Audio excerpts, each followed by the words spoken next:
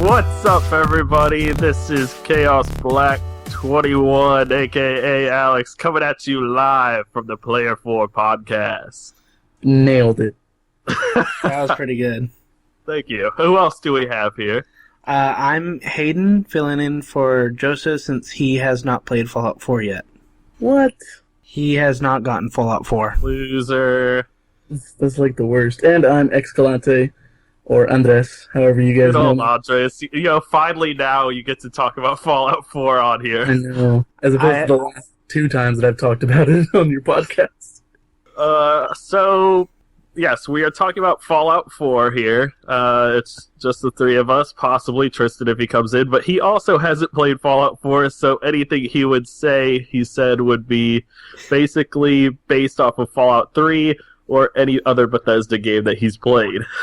I think it probably wouldn't be much because Fallout 4 it breaks some molds of Bethesda, but reinforces others.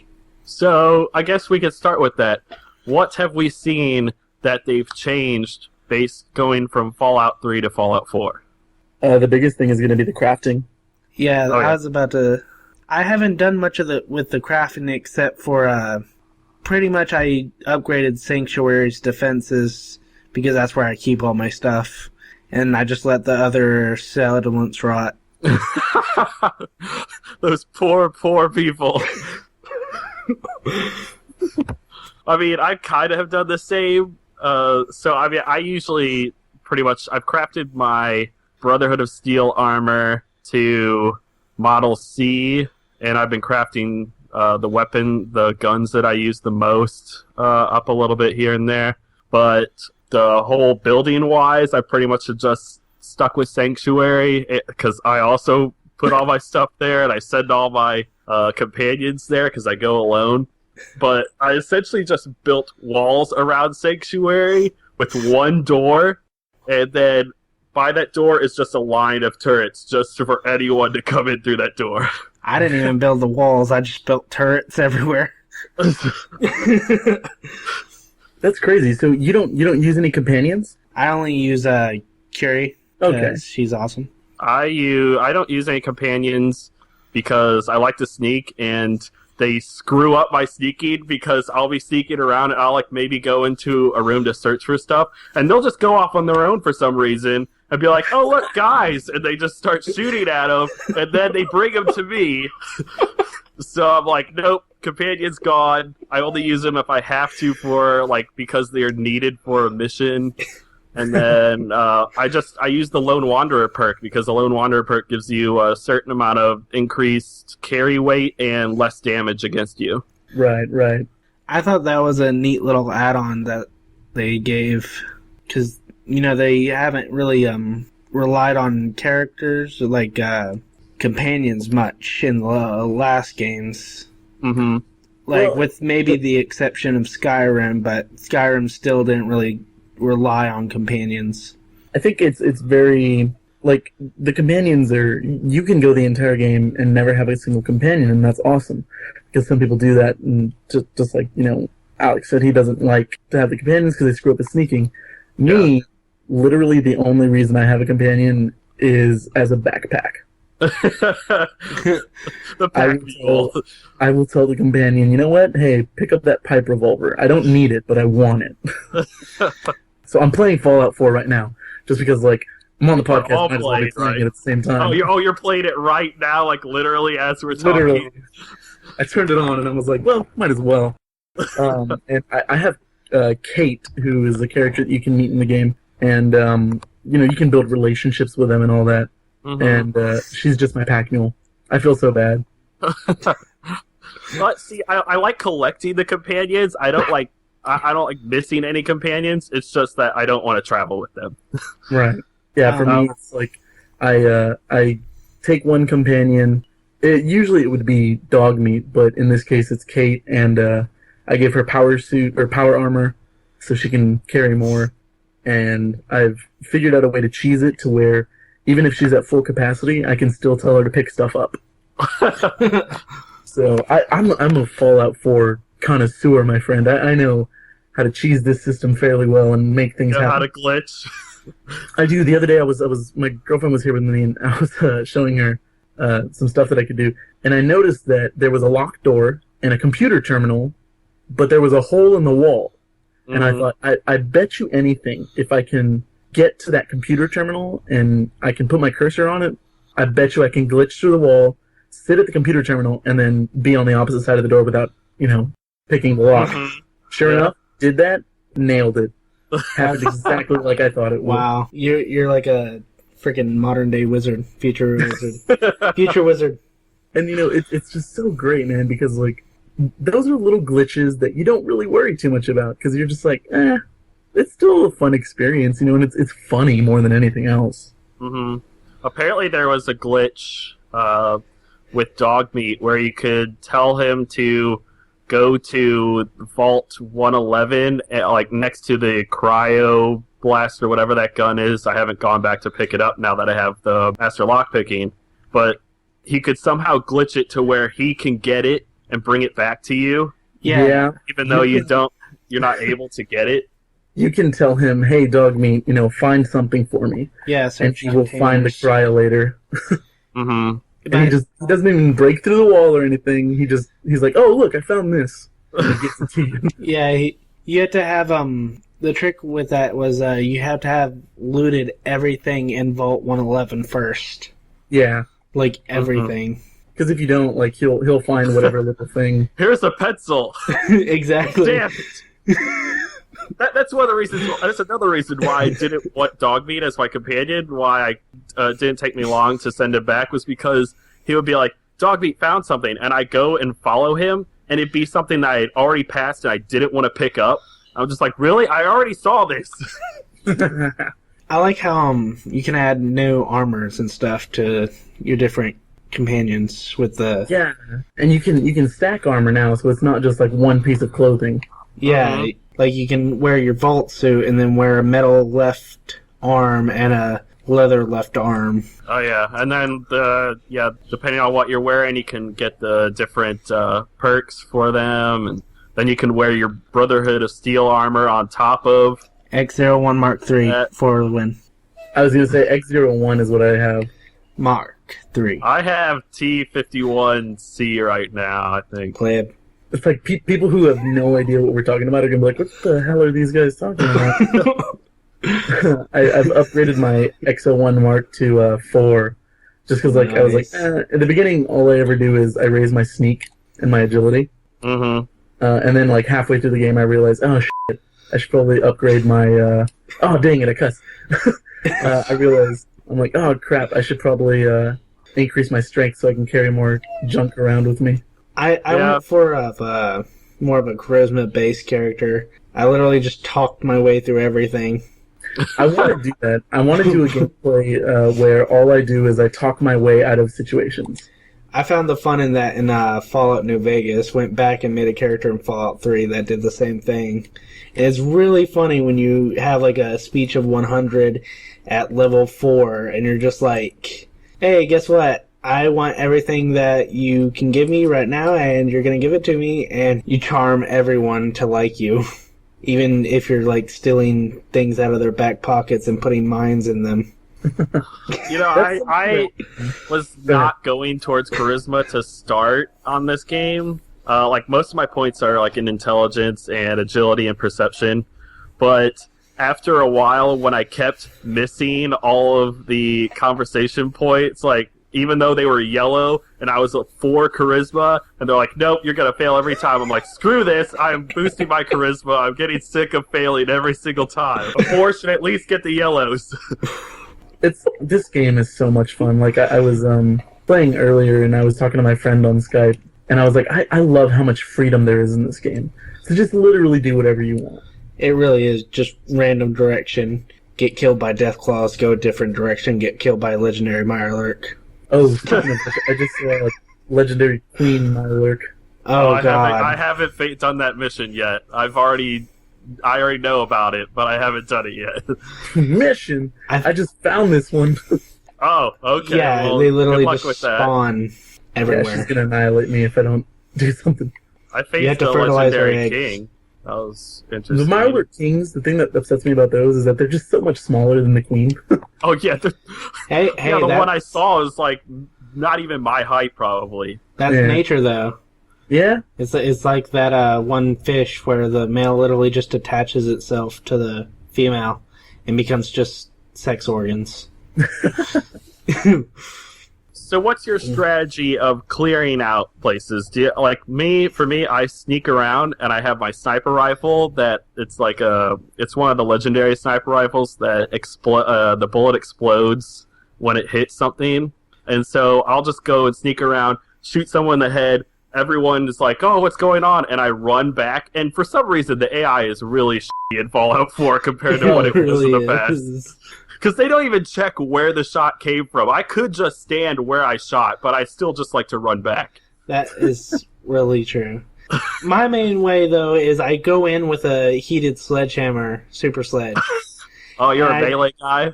No, I wasn't at first. I was going to be energy weapons, but I could never find enough ammo for them.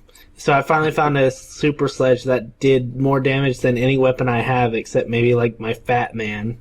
And then... yeah, I just beat people over the head with a Fat Man. But I've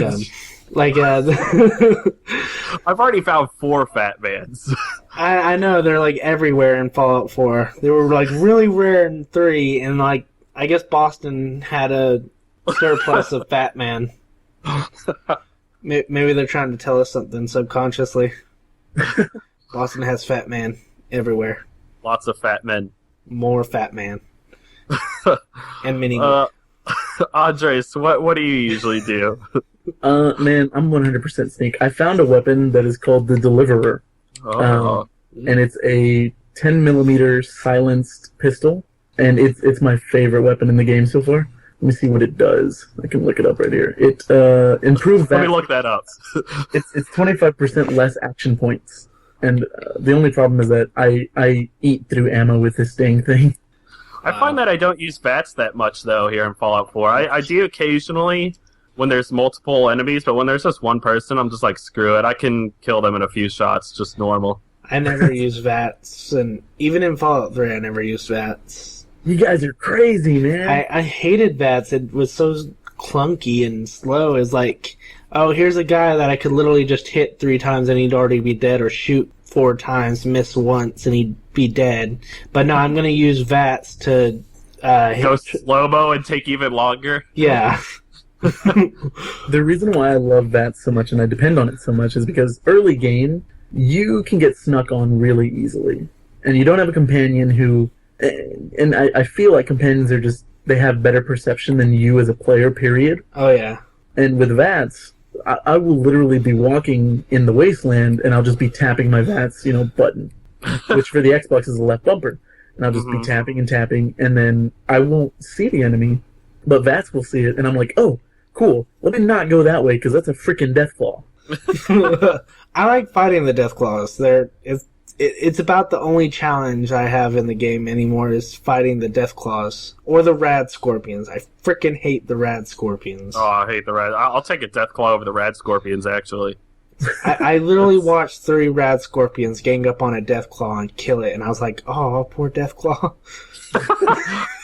The only time anyone ever says poor Deathclaw. Well, there's a mission, and I'm going to try and avoid spoilers, but... in the mission, you do something to get something back to a Deathclaw, and like at the end of the mission, the Deathclaw literally just looks at you and leaves you alone. Probably no. Yeah. Is it like a nod to how intelligent they are? They'll be the next civilization. Now, going back to Andres' whole trick with his VATS, I do that, but I do that when I'm in an area where there's ghouls, and so. You know how this one, they a lot of times are lying on the ground and you're like, oh, they're dead, and then they pop up? Yeah. Well, yeah, I just use VATS for that. I find the ones that are still alive, and I just pick them off before they get up. I literally just walk into the place and they all surround me, and I'm just like, wee! Sledgehammer time. Hammer time. I love the VATS system. It's so dang useful.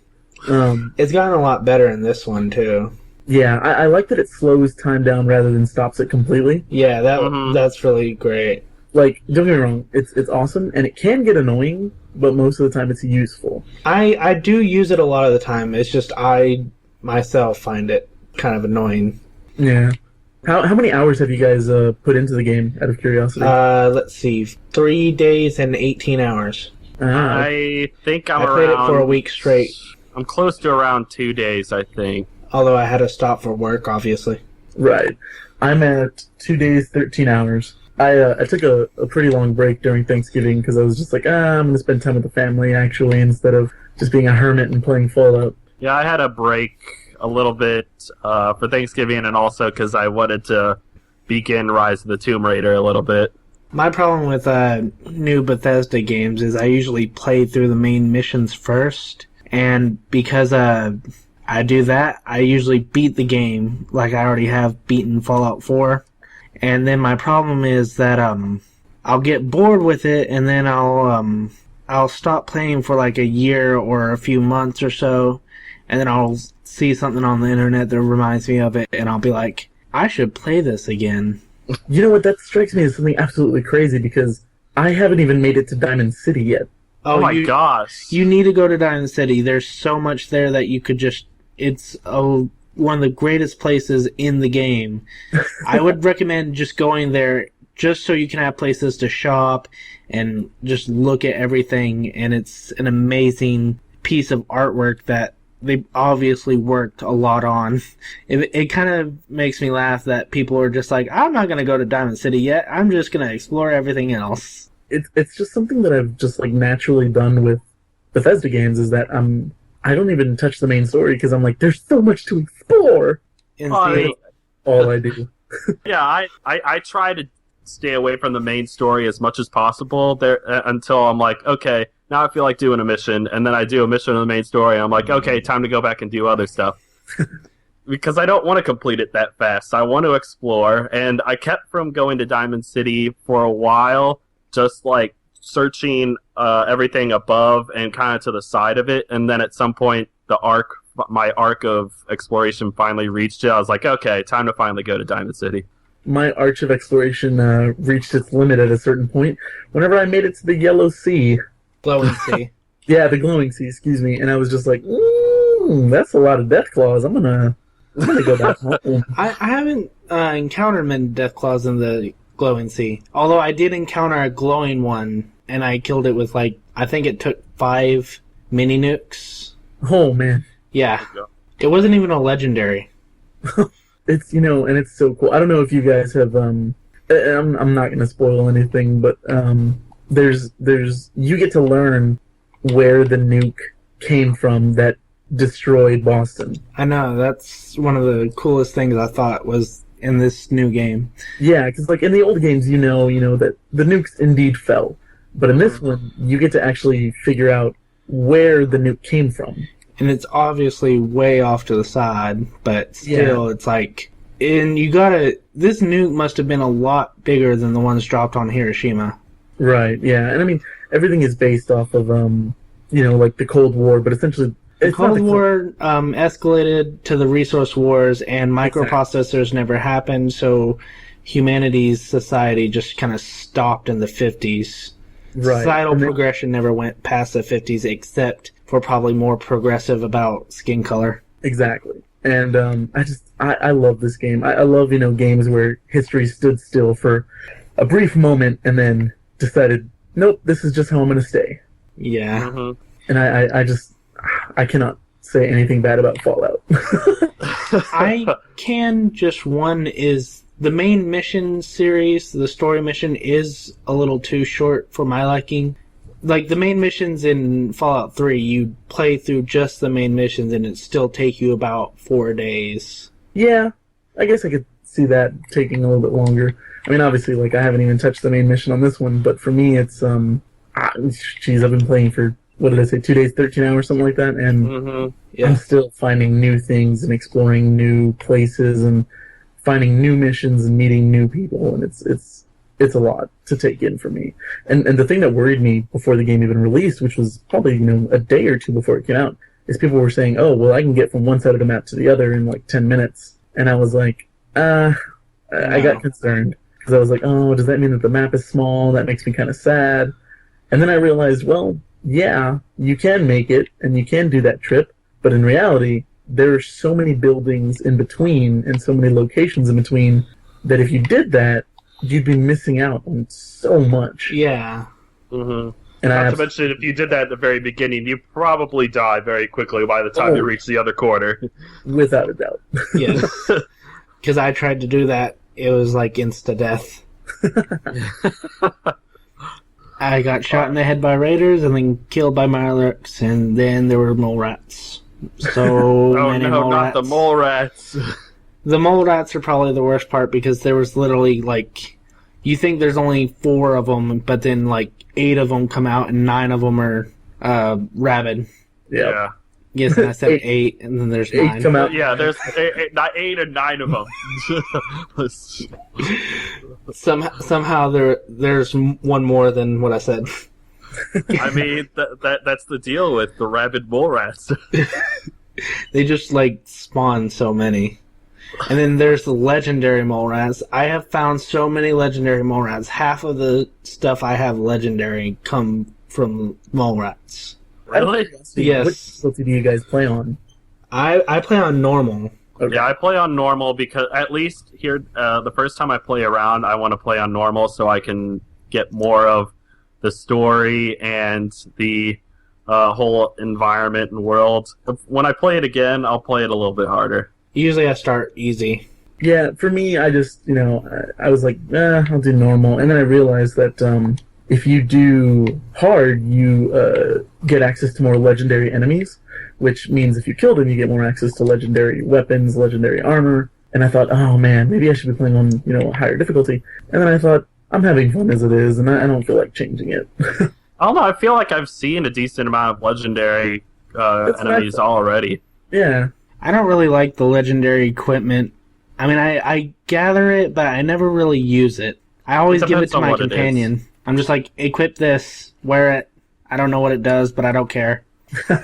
It depends on what the perk is, and like for armor, does the perk plus the resistances, are they better than what I have on right now? And gun-wise, is this a gun that I'm using, or is it a melee weapon? If not, I'm going to store it. I usually just spend all my time in my power armor.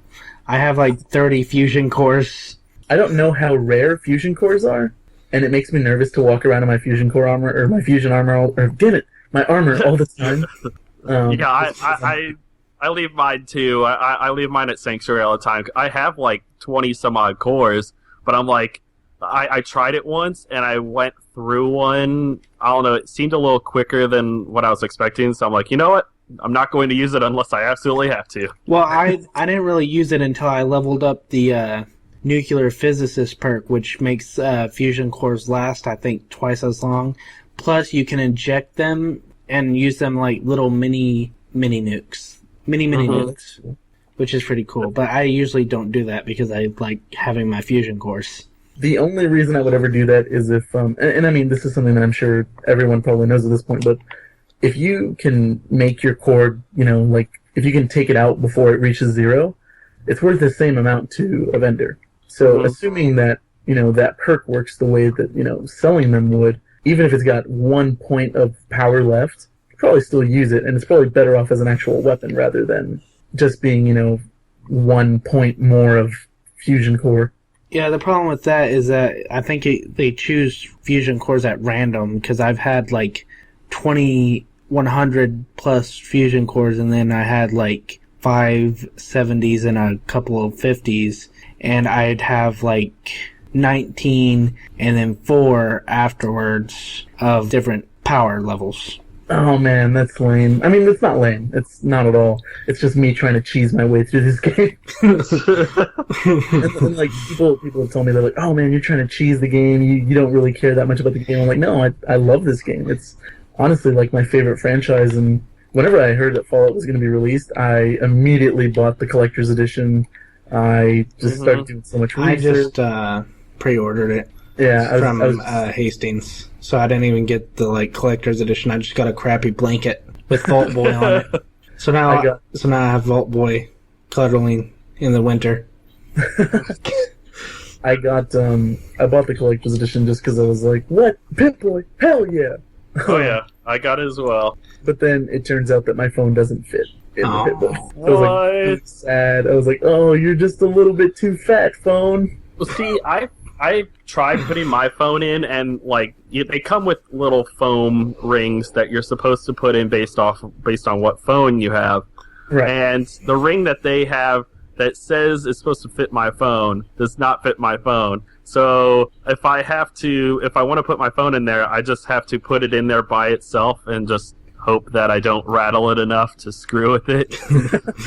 I have logged so many hours on the games they put in there. Oh yeah, I love those games. They're so awesome. And Red Menace.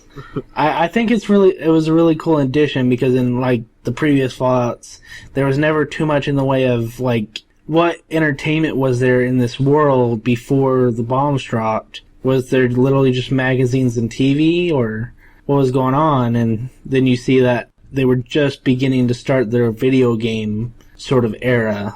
Right. So it's imagine what would have happened if the bombs had not dropped and you had this 50s style tech go on for another, say, 200 years of advancement with video games. Well, they might end up playing their own Fallout. Yeah, a new, oh no, they dropped nuclear fission reactor cores that destroyed the entire planet and now you have to go through space or something. Okay, we don't have too much time left. I just have a couple more things. How many of the bobbleheads have you guys found so far? I think I need maybe 7 more. Wait, what? Aren't there 7 bobbleheads? No, there's there's the original 7 for the special, but there's even more after that. There's lock-picking bobblehead, sneaking bobblehead. One for each of the old skills. Yeah. Oh, basically. Jesus. Okay, well, I think I've only found 4 so far. Yeah, I think I've maybe found 6 of them. I haven't really dug too deep into it just because I'm I'll find them if I really want to find them, but meh. I really like finding them. Plus the new magazine whole things where it's a separate perk. I love finding those. I like those too. I got the Grognak costume. Oh, nice. Yeah, I love it. And then one more thing is going back to the perk system. How do you guys like the perk system now, where instead of when you level up, you can you put points into certain categories and then you can choose a perk, and this one it's just choosing a perk? I think this one's a lot better. Myself. I love it because you're able to look ahead to the future and be okay, I know I'm going to want that, so I need to increase this to get it. It increases personalization. So literally you can make a character that is how you imagine yourself exactly in this Fallout universe. And I'm not good at talking, obviously. Join the club. No, yeah, I completely get what you mean. You get to create the character that you would be. Yeah. If your character is a sneaky character, then you choose the sneaky perks. If your character is one who would just go headfirst into battle, you would get something that's going to make it so that you can annihilate people as soon as you hit them with your melee weapon. Yeah, see, the way I see it is I made a character who was what I wanted to be, and then I just made another character about, I think, a few days ago that I thought would literally be who I am in this new world. Nice. I even made him look exactly like me, and that's one thing I love about the new sculpting system. Yeah, that's really dope. Yeah, I tried to make mine look somewhat like me, or as I think I would look like in when I get older. But the blonde hair, I'm not gonna lie. I'm sorry, Bethesda. The blonde hair looks like crap. It really does. I had a beard, and I tried to make it blonde, and it was just horrible looking. It literally looked like someone just took blonde white crap and just smeared it all over the guy's face, and I was just no, let's just go with redhead. So I'm going to try something in Fallout 4 probably after my first playthrough, but it's something that I recommend to you guys just because it's an interesting thing. Have you guys ever done Have you guys ever done permadeath playthroughs? I have not. I did that only in Minecraft with the hardcore world. Okay, so I died instantly. A permadeath playthrough is whenever you die, that's it. You delete the save file, and you never play that copy of the save ever again. Mm-hmm. And it's really challenging, and it makes you like really kind of value every bullet and every single piece of health that you take in. Yeah. I'm gonna try that probably on my next playthrough here. I want to calculate and see not calculate, but I want to see how long I can go without dying. And it makes me nervous because I feel like I'm pretty good about not dying, and I feel like I'm going to get really far, and then something's going to hit me, and I'm going to be stupid and forget to put a stim pack in me, and I'm going to die, and it'll be really sad. Try at least one day, I think, is what most people shoot for. Yeah. Is they go try in at least one full day, real time. So... Man, I'm just excited. I love Fallout so much. I really love Fallout 2. I mean, there are some cons to it that I would note, but otherwise, it is an amazing game, and I would give it like a 9.8 out of 10. All right. Yeah, I'd probably give it that as well. I think that's probably a good thing to end on. We all give Fallout somewhere between a 9 and a 10 on the game scale, I think. Game of the year, in my opinion. But yes. I'm kind of biased because Fallout 4 is just amazing, and Fallout in general is amazing. So, closing remarks. Stay safe and always look around. Good always advice. Look around you, because there's gonna be someone that's gonna try and kill you in Fallout. Everyone. Everyone. It's one reason why you have to shoot everyone, kill everyone, even the main characters. Oh God. Preston Garvey, all those guys. I'm going to put an asterisk on that. Don't kill everyone. I guess if I had to say last thing, mine would be watch those Geiger counter, kiddies. Tick, tick, tickety means get your ass out of there. Yes. Thanks, Three Dog. Or with that Travis, because Travis says the same thing. Yeah. After you make him cool. I didn't really much like that quest. I thought Travis was better how he used to be. I loved hearing him be like, knock over something, and he'd just yell, "Why do things move around?" In just a nasally, whiny voice. Alright. Well, thank you guys for joining me for the Player 4 Podcast, episode 42.5, Fallout Game Talk. That's a lot of podcasts. Wow. Joe was the one who gave me the title, so... It's Fallout 4 discussion, I guess. I don't know. I'm not good with Fallout words. 4 discussion cast. Thank you for joining us, everybody, and we will see you next time. See ya next time. Bye. And end. Do I hit stop recording? Sure. Okay, I'm gonna hit stop recording right now.